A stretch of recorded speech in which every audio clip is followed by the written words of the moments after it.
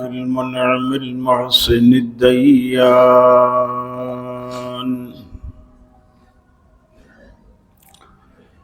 ذي الفضل والجود والإحسان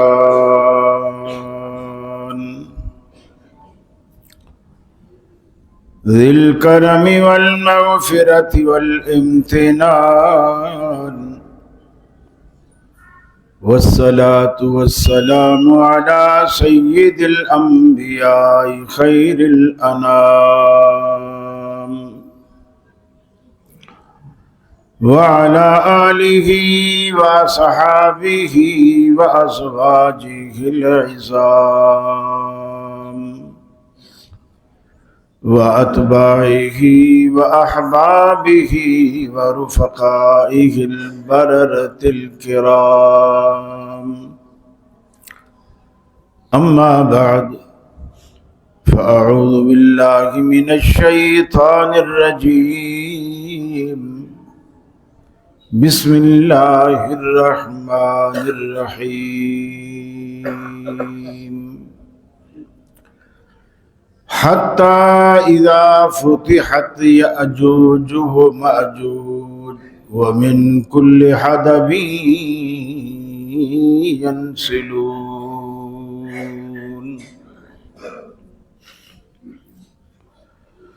عزیز ساتھیو، دوستو اور بزرگوں،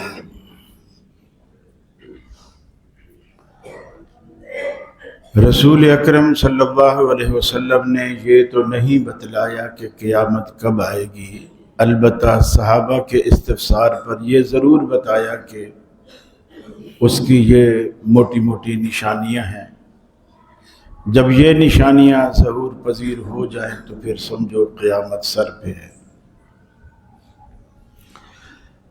آپ ایک کافی جمعوں سے سلسلے وار گفتگو سن رہے ہیں علامات قیامت کے نام سے۔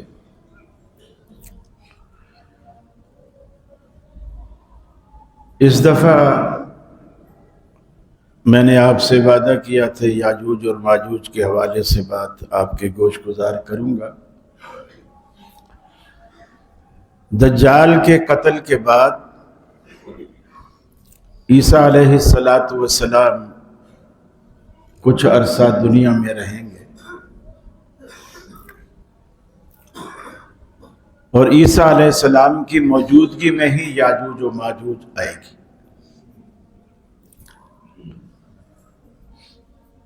کچھ لوگ یوں بھی سوچتے ہیں کہ جب اللہ کے نبی آخری رسول ہیں تو عیسیٰ علیہ السلام کیوں آئیں گے؟ آپ تو آخری پیغمبر ہیں، آپ کے بعد کسی نبی نے نہیں آنا۔ کسی نبی نے نہیں آنا کا مطلب یہ ہے کہ کوئی نیا نبی نہیں آئے گا، اور عیسیٰ علیہ السلام بھی آئیں گے تو اپنی انجیل اور اپنی نبوت اور رسالت کی حیثیت سے نہیں آئیں گے، رسول اللہ کے امتی کی حیثیت سے آئیں گے۔ وہ اسلام ہی کی ترویج کریں گے، خنزیر کو قتل کریں گے، صلیب توڑیں گے، یہودیوں کو قتل کریں گے، عیسائی سارے مسلمان ہو جائیں گے، 40 سال کا عرصہ یہاں رہیں گے، شادی بھی کریں گے، بچے بھی ہوں گے، اور اللہ تعالیٰ ایسی برکات دے گا کہ دنیا سوچ نہیں سکتی کہ کیسی برکت ہوگی دنیا میں۔ اور یہ اس وقت ہوگا کہ جب عیسیٰ علیہ السلام پوری دنیا کو امن سے بھر دیں گے، حتیٰ کہ انسانی آبادیاں ہی نہیں بلکہ جنگلات بھی پر امن ہو جائیں گے، جنگلوں میں بھی کسی کو کوئی خطرہ نہیں ہوگا، بکری کو شیر سے خطرہ نہیں ہوگا، کمزور کو طاقتور سے خطرہ نہیں ہوگا۔ یہ اللہ تعالیٰ وہ دور لائے گا۔ اس سے یہ بھی ظاہر ہوتا ہے کہ اگر حکمران عادل ہوں، انصاف کرنے والے ہوں، اللہ سے ڈرنے والے ہوں، تو ان کے عدل و انصاف کے اثرات ان کی حکومت پر بھی مرتب ہوتے ہیں۔ عمر بن عبدالعزیز رحمہ اللہ کے بارے میں سیرت نگار لکھتے ہیں کہ ان کے زمانے میں ایسا ہی امن تھا، جنگلوں میں بھی امن تھا۔ کہتے ہیں کہ ایک دن ایک چرواہا کسی جنگل میں اپنی بکریوں کو لے کر بیٹھا رو رہا تھا۔ کوئی قافلہ وہاں سے گزرا، انہوں نے پوچھا بیٹا کیوں روتے ہیں، کیا بات؟ انہوں نے کہا کہ اس چرواہے نے کہا کہ بھیڑیا آیا اور اس نے میری بکری کو اٹھا لیا اور چیر پھاڑ کے کھا گیا۔ انہوں نے کہا چلو صبر کرو، اللہ تعالیٰ اس کا تمہیں کوئی اچھا صلہ دے گا، اس نقصان کو اللہ پورا کرے گا۔ اس چرواہے نے کہا کہ میں اس بات پہ نہیں رو رہا ہوں کہ میری بکری کو بھیڑیا کھا گیا، مجھے ایسا لگ رہا ہے کہ عمر بن عبد العزیز فوت ہو گئے۔ قافلے نے کہا چرواہا ہے، جنگل میں بکریاں چراتا ہے، ایسی الٹی سیدھی باتیں کرتا ہے۔ وہ چلے گئے، اس کی بات سنی انسنی کر دی۔ جب شہر میں گئے تو ان کو پتا چلا کہ عمر بن عبد العزیز اسی دن اسی وقت فوت ہوئے تھے جس وقت بھیڑیے نے اس کی بکری اٹھائی تھی۔ گویا حکمرانوں کے عدل کا جو اثر ہے وہ دنیا پر پڑتا ہے، اس کی ریاست پر پڑتا ہے۔ اب جو ہمارا حال ہے اس میں ہم تو مجرم ہیں ہی، اس میں کوئی شک نہیں، لیکن ہمارے حکمران بھی بے قصور نہیں ہیں۔ ملک کی بد امنی میں، فسادات میں، مہنگائی کے عذاب میں پسنے میں حکمرانوں کی عیاشیوں کا بڑا ہاتھ ہوتا ہے۔ اللہ ہمیں ہدایت۔ عیسیٰ علیہ السلام اپنا وقت پورا کرنے کے بعد، ایک تو میں نے کہا اس وجہ سے بھی کہ اللہ تعالیٰ عیسیٰ علیہ السلام کو دوبارہ بھیجے گا۔ یہودیوں کا یہ دعویٰ ہے کہ عیسیٰ علیہ السلام کو ہم نے سولی پہ چڑھا دیا ہے، اب وہ دوبارہ نہیں آئے گا۔ اللہ تعالیٰ ان کو بھی جھوٹا کرے گا، عیسیٰ علیہ السلام کو دوبارہ بھیج کے ان کو بھی جھوٹا کرے گا کہ نہیں، عیسیٰ علیہ السلام کو تم نے سولی نہیں چڑھایا تھا، یہ تمہاری غلط فہمی تھی۔ بہرکیف اپنا وہ وقت پورا کریں گے، یہیں فوت ہوں گے، تبھی وفات سے فوت ہوں گے۔ جیسے ہمارے ہاں لوگ اپنی عمر پوری کر کے فوت ہوتے ہیں، مسلمان ان کا جنازہ بھی پڑھیں گے۔ البتہ کچھ ضعیف روایات میں ایسا بھی آتا ہے کہ روضہ رسول میں ایک جگہ باقی ہے ایک بندے کی، تو ان روایات میں یہ ہے کہ عیسیٰ علیہ السلام وہاں دفن ہوں گے، لیکن صحیح روایات اس کی تصدیق نہیں کرتی۔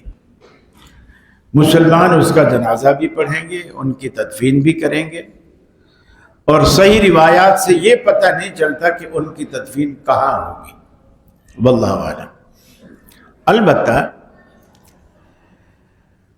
وہ شام کے علاقے میں ہوں گے، کوہ طور کے قریب یاجوج اور ماجوج نکلے گی۔ یہ کوئی عجیب مخلوق نہیں ہے، لوگوں نے اس کے بارے میں بھی کافی قصے کہانیاں بنا رکھی ہیں، بلکہ ہمیں یاد ہے کہ بچپن میں جیسے نانیاں دادیاں سلانے کے لیے بچوں کو قصہ سناتی ہیں، وہ نانی قصہ سناتی رہتی ہے، بچے سو جاتے ہیں۔ ان قصوں میں ایک قصہ مجھے بھی یاد ہے کہ یاجوج ماجوج ان کے دو کان اتنے بڑے ہیں کہ جب وہ سوتے ہیں تو ایک کان کو نیچے بچھا لیتے ہیں اور ایک کان کو اوپر شال کی طرح اوڑھ لیتے ہیں. لیکن یہ کوئی کتاب و سنت سے کچھ بھی ایسا ثابت نہیں. وہ انسان ہے، عام انسانوں کی طرح ہیں، اولاد آدم سے ہیں. حضرت نوح علیہ السلام کے ایک بیٹے تھے یافس، یافس. ان کے دو بیٹے تھے یاجوج اور ماجوج. قرآن مجید میں اس کی قرات حمزے کے ساتھ یا یعنی جھٹکا دے کر یاجوج و ماجوج، لیکن ایک قرات اس کی یاجوج و ماجوج بغیر حمزے کے بھی ہے. یہ دو بیٹے یافس کے تھے جو نوح علیہ السلام کے سمجھ لو کہ پوتے تھے. ان سے یہ دو نسلیں چلی. یہ اب دو خاندان ہیں، دو قبیلے ہیں. اور یہ اتنا بڑا قبیلہ ہے، اتنا بڑا قبیلہ ہے کہ اس کی تعداد کا اندازہ آپ اس بات سے لگائیں. جب یہ آئیں گے، آپ صلی اللہ علیہ وسلم نے فرمایا ایک دریا ہوگا تبریہ نامی، اس دریا پر یہ گزریں گے اور پانی پئیں گے، وہ پورا دریا خشک ہو جائے گا. یعنی اس لیے خشک نہیں ہوگا کہ یہ پانی زیادہ پئیں گے، خشک اس لیے ہوگا کہ یہ تعداد میں اتنے ہوں گے کہ اگر ایک ایک گلاس بھی پئیں گے تو بمشکل وہ دریا ان کو پورا آئے گا. اتنی تعداد. اور دوسری روایت سے بھی پتہ چلتا ہے ان کی تعداد کا.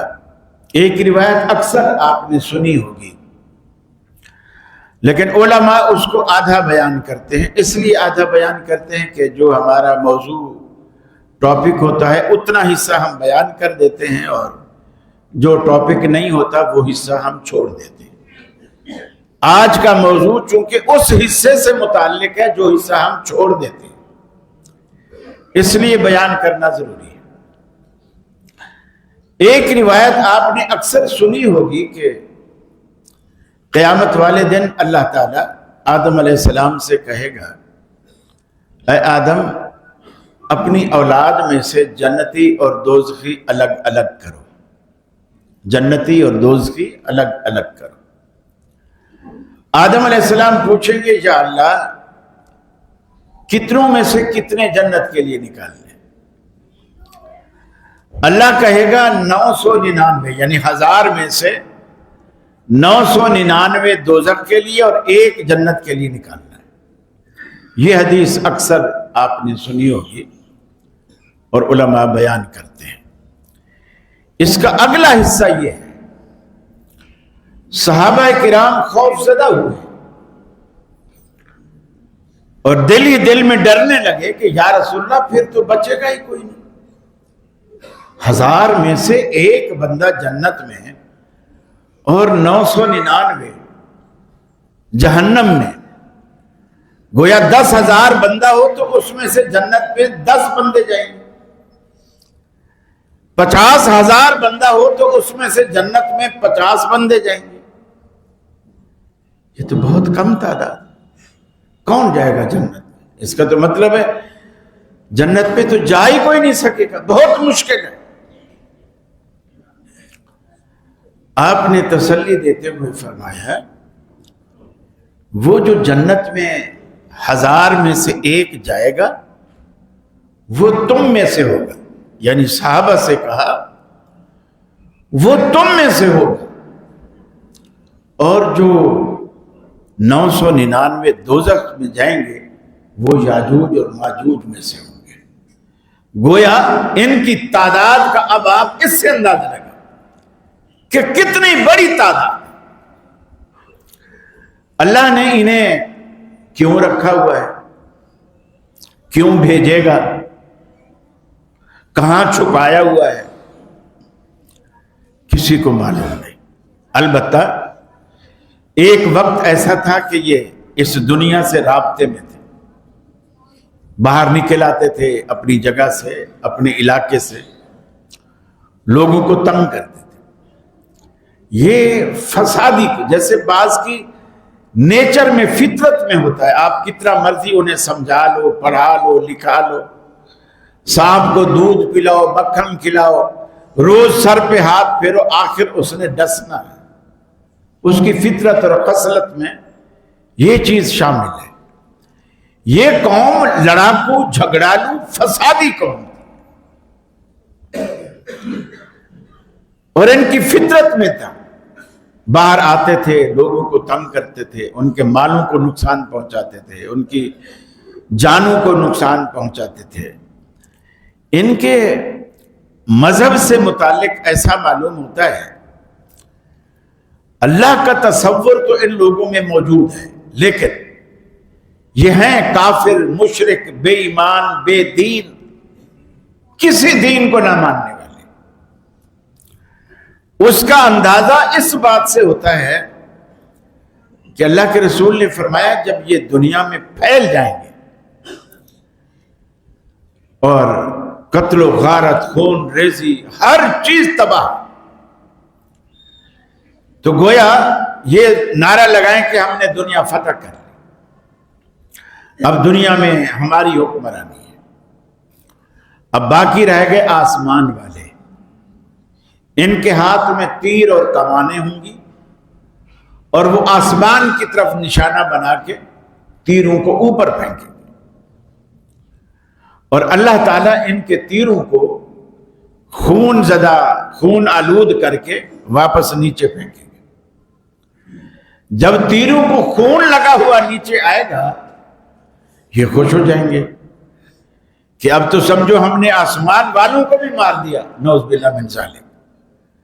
زمین والوں کو تو مار ہی دیا تھا، آسمان والوں کو بھی مار دیا. تو اس سے لگتا ہے کہ اوپر والی مخلوق کا تصور ان کے ذہن میں ہے، اللہ کا تصور بھی ہے. کیوں؟ حدیث میں آتا ہے کہ وہ دیوار جو ذوالقرنین نے ان کے اور عام لوگوں کے درمیان بنائی تھی،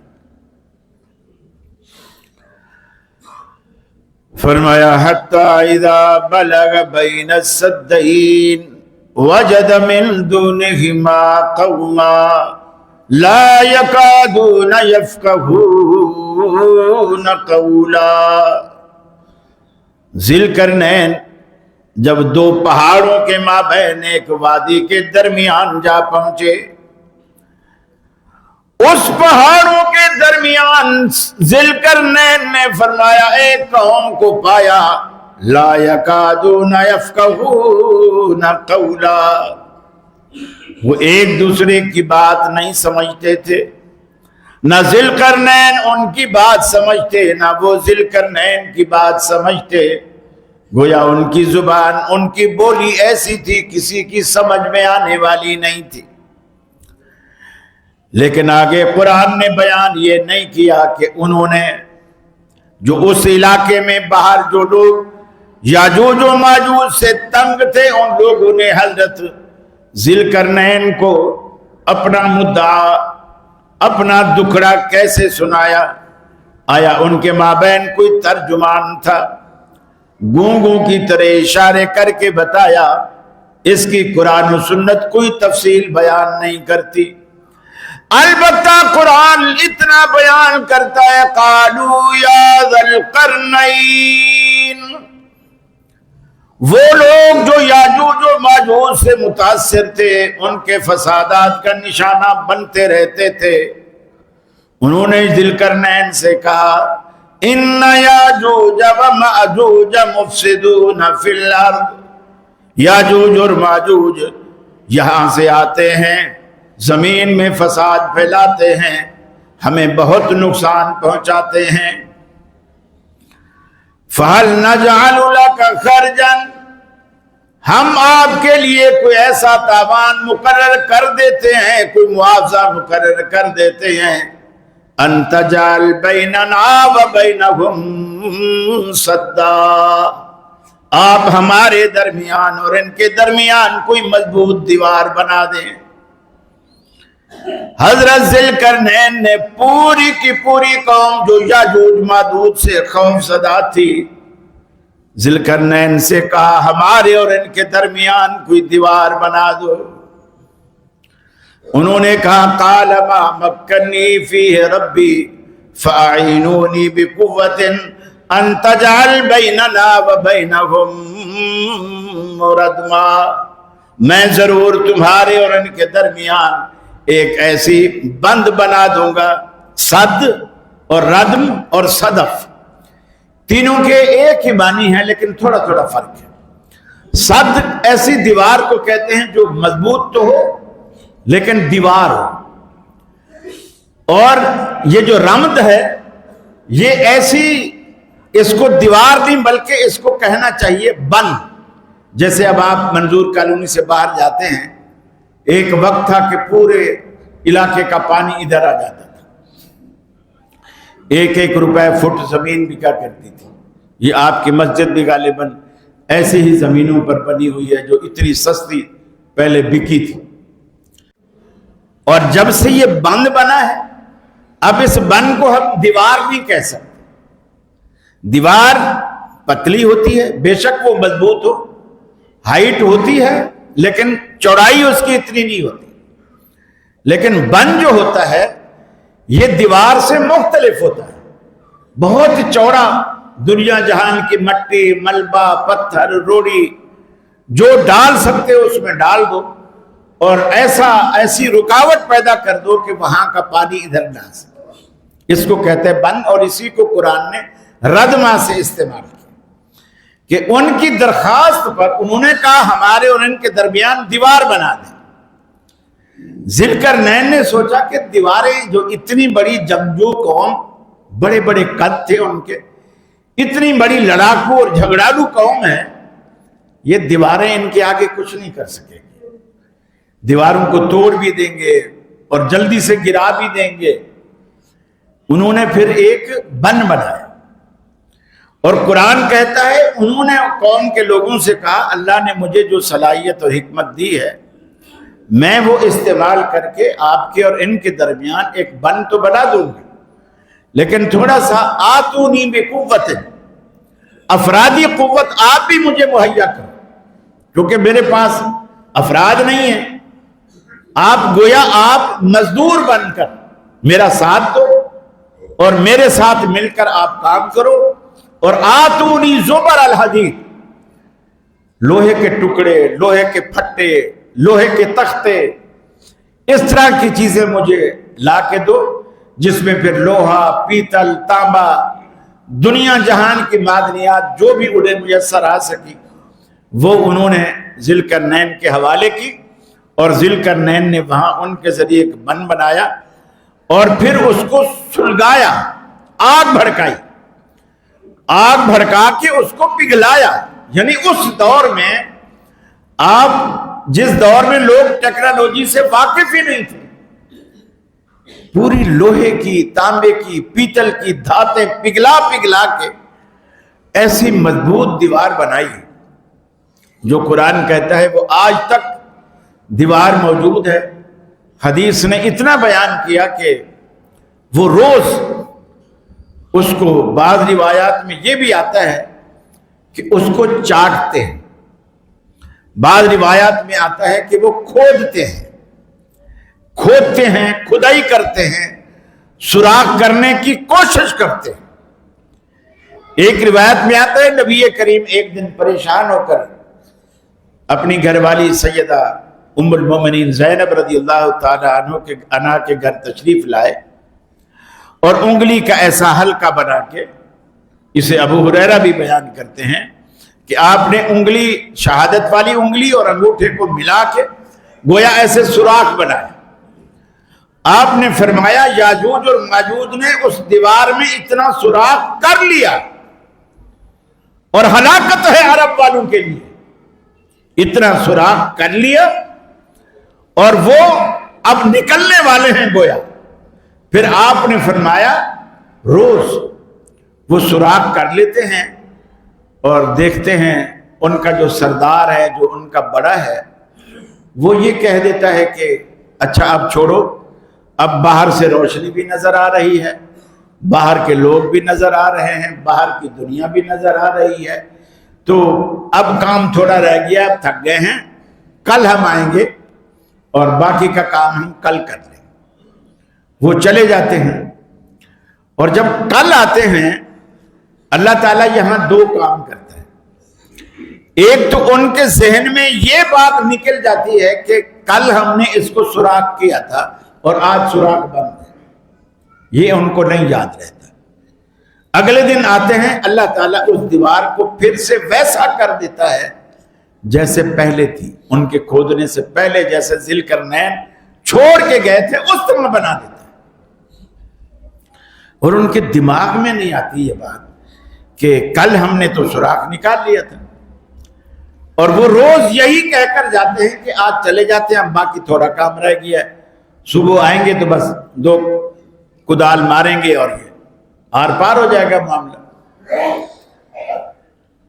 فرمایا کہ جس دن اللہ کو منظور ہوگا ان کا باہر نکلنا، جس دن اللہ کو منظور ہوگا ان کا باہر نکلنا، تو ان کا جو سردار ہوگا وہ لوگوں سے کہے گا، اپنی قوم سے، اپنی عوام سے، کہ جتنا کام کر لیا کر لو، باقی انشاءاللہ کل کریں گے۔ آج وہ انشاءاللہ بولے گا۔ میں نے ابتداً عرض کیا تھا کہ ان کے ہاں اللہ کا تصور موجود ہے، جبھی وہ انشاءاللہ کہیں گے، لیکن اس کا مطلب یہ نہیں کہ مسلمان ہیں یا بڑے نیکوکار ہیں، پرہیزگار ہیں۔ اللہ کا تصور موجود ہے لیکن بڑی ظالم قوم ہے۔ وہ کہے گا انشاءاللہ باقی کا کام کل کریں گے، اور جب وہ کل آئیں گے تو وہ سوراخ ان کو ویسے موجود ملے گا۔ روز تو بھر جاتا تھا، آج نہیں بھرے گا، انشاءاللہ کہتے گئے ہوں گے، اس دیوار کو اللہ اتنا ہی رکھ دے گا جتنا وہ کھود چکے تھے اور جتنا باقی تھی۔ اب وہ کام ان کا باقی تھوڑا ہوگا، اور وہ تھوڑا کام کر کے دیوار کو توڑیں گے، اور توڑ کے جو وہ ریلا نکلے گا باہر، اور نکلتا ہی جائے۔ حدیث میں آتا ہے کہ عیسیٰ علیہ السلام مسلمانوں کو لے کر کوہ طور پر، جو موسیٰ علیہ السلام جو جس کوہ طور پر بیٹھ کر اللہ سے ہم کلام ہوا کرتے تھے، اسی طور کے اوپر عیسیٰ علیہ السلام مسلمانوں کو لے کر کوہ طور کے اوپر چڑھ جائیں گے، اور وہیں پناہ لیں گے، اور ایک عرصے تک رہیں گے، اور یہ بڑا دنیا میں تہس نہس کر دیں گے دنیا۔ اور یہ اللہ کا کافروں پر، لوگوں پر بہت بڑا عذاب ہوگا۔ یہ بہت سارے لوگ دعائیں دیتے ہیں، اکثر کہتے ہیں اللہ تجھے تا قیامت زندہ رکھے۔ یہ دعا نہیں ہے، یہ بد دعا ہے۔ دعائیں بھی سوچ سمجھ کر دیا کر۔ اللہ تجھے تا قیامت زندہ رکھے کہ مطلب قیامت تیرے اوپر آئے، اور قیامت جب بھی آئے گی برے لوگوں پر آئے گی، اچھے لوگوں پر قیامت نہیں آئے گی۔ تا قیامت رہنے کا مطلب یہ ہے اللہ تجھے اتنا برا بنا دے کہ قیامت ہی تجھ پر برپا ہو۔ دعائیں دیتے وقت خیال کیا۔ بعض کیا کہتے ہیں، اب عید آئے گی، لوگ میسیجز کریں گے، اللہ تجھے ایسی ہزاروں عیدیں نصیب کرے۔ ہزاروں عیدیں نصیب کرے کا کیا مطلب؟ عید کب آتی ہے؟ سال بعد۔ ہزاروں عیدیں نصیب کرے کا مطلب ہزاروں سال تو جیے۔ ایسا ممکن ہی نہیں، ایسا ممکن ہی نہیں ہے۔ دعائیں دو، سوچ سمجھ کے دو کہ آپ بول کیا رہے، منہ سے کیا نکال رہے، آپ دعا دے رہے ہو یا بد دعا دے رہے ہیں۔ تو یہ بڑی احتیاط کی ضرورت ہے۔ کبھی یہ بھی آپ دعا نہ کریں اپنے لیے بھی کہ یا اللہ مجھے بس قیامت کا منظر دکھا، میں دیکھنا چاہتا ہوں دجال کیسے آئے گا، میں اس کے ساتھ لڑوں۔ بعض ہوتے ہیں نا بڑی مجاہدانہ طبیعت کے کہ دجال آئے گا میں لڑوں، میں ایسا کر دوں گا ویسا کر دوں گا، تلواریں اس کے گھٹنوں پہ ماروں گا، اس کی ٹانگیں کاٹ کے رکھ دوں گا۔ یہ سب باتیں اللہ نے جب اس کو پاور دے کے بھیجا ہے نا، تو اس کے پاس کچھ پاور ہے. جیسے ابلیس اتنا بڑا دشمن ہے انسانیت کا، اتنا بڑا دشمن ہے کہ اس سے بڑا دشمن انسانیت کا کوئی نہیں، لیکن اللہ نے اس کو زندہ رکھا ہوا ہے، اس کو طاقت دے رکھی ہے، پاور دے رکھی ہے، لوگوں کو گمراہ بھی کرتا ہے، ہماری سوچوں کو متاثر کرتا ہے، لوگوں کو مسجد کی بجائے قبروں پہ لے جاتا ہے، مزاروں پہ لے جاتا ہے، غیر اللہ کو سجدے کرواتا ہے. یہ سب شیطان کروا رہا ہے. اسی لیے ابراہیم علیہ السلام نے اپنے باپ سے کہا تھا یا ابت لا تعبد الشیطان، ابا جی شیطان کی پوجا نہ کرو. حالانکہ ابراہیم علیہ السلام کا والد شیطان کی پوجا نہیں کرتا تھا، وہ تو بتوں کی پوجا کرتا تھا. لیکن ابراہیم علیہ السلام یہ نہیں کہتے کہ بتوں کی پوجا نہ کرو. لا تعبد الشیطان، لا تعبد الاصنام نہیں کہا، لا تعبد الشیطان. ابا جی شیطان کی پوجا نہ کرو. اس لیے کہ اللہ کے علاوہ جو بندہ جس کی بھی بندگی کرتا ہے اس بندگی کا حکم شیطان دیتا ہے، اور جو بندہ پھر ان کی بندگی کرتا ہے اللہ کے علاوہ گویا وہ شیطان کی بات مان رہا ہے، شیطان کی اطاعت کر رہا ہے، شیطان کی پیروی کر رہا ہے. اور یہ جب وہ دیوار ٹوٹے گی پوری دنیا میں ایسے پھیلیں گے جیسے کسی زمانے میں وہ ٹڈی دل آیا کرتا تھا جو فصلوں کو، درختوں کو، ہر چیز کو تباہ کرتا، جھنڈ کے جھنڈ، اتنی بڑی کثیر تعداد ہوگی ان لوگوں کی. فرمایا حتی اذا فتحت یأجوج ومأجوج وهم من كل حدب ينسلون، یہاں تک کہ رب العالمین ان کو کھول دے گا. اب اس سے یہ بھی ظاہر ہوتا ہے کہ وہ قید میں بندھے ہوئے، اللہ ان کو کھولے گا. جب وہ کھولے گا تو آپ کو ہر اونچائی سے، ہر ٹیلے سے وہ اترتے ہوئے نظر آئیں گے. جیسے اوپر کوئی آبشاروں سے پانی بہتا ہے نا نیچے کی طرف، کتنی اسپیڈ سے آتا ہے. فرمایا وہ آپ کو ہر بلندی سے، ہر اونچائی سے، ہر ٹیلے سے وہ ایسے اترتے ہوئے نظر آئیں گے، اترتے ہوئے نظر آئیں گے. اور ایسے اترتے ہوئے نظر آئیں گے جیسے سیلابی ریلا ہوتا ہے، سیلابی ریلا ہوتا ہے. اور اس وقت لوگ دیکھیں گے، فرمایا کہ لوگ اچانک جب دیکھیں گے تو وہ کہیں گے یا ویلنا قد کنا فی غفلۃ من ھذا، اے بربادی ہماری، ہم تو اس سے بالکل غافل تھے، ہمیں تو پتہ ہی نہیں تھا کہ ایسا بھی ہونے والا ہے. حالانکہ اللہ نے قرآن میں یہ ساری باتیں بیان کی، یہ قصے کہانیاں نہیں ہیں، یہ قرآن کے حقائق، قرآن کے بیان کردہ حقیقتیں.